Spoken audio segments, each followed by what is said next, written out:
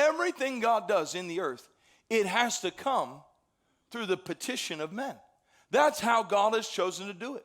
One great preacher said it like this. He said, without God, man cannot.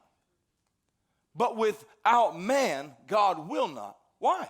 Because God set up system of divine order in the earth by which the transaction must happen through us engaging and petitioning God in prayer. That's why, think about this.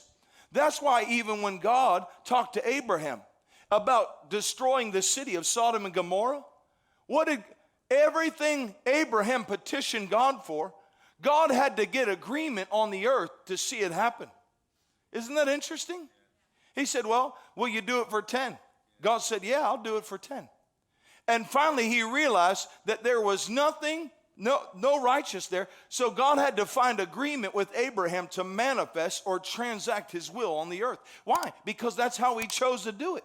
It's his good pleasure to choose. And so he bound himself to that, to use men. And that's why Jesus said we've got to pray that the will of God in heaven is done here on earth. There is a transaction that happens only when you pray. So when you're frustrated, you ought to pray about it. When you're desiring God to do more, you ought to pray about it. You ought to seek him. Why? Because he said, I will hear you and I will answer you. He's a prayer answering God. Do you know that Samuel is a result of Hannah's prayers? Samuel literally means the God who answers.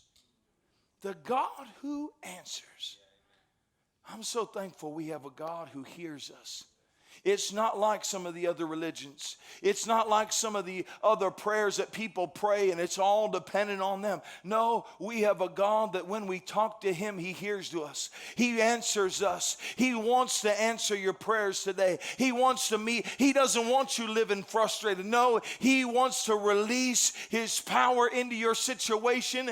And when you petition him, things are going to begin to change. One prayer set the course of Israel on an entirely different pathway. Think about this. Samuel was the one that ultimately anointed David to be king. In the lineage of David is ultimately the Messiah. One prayer changed the world. One prayer from a woman who refused to stay frustrated, who refused to give up on the passion that she had deep down in her heart and said, I got a promise I'm carrying. I got something God wants to do in my life. And the only way I know how to see that promise delivered is by the vehicle of prayer.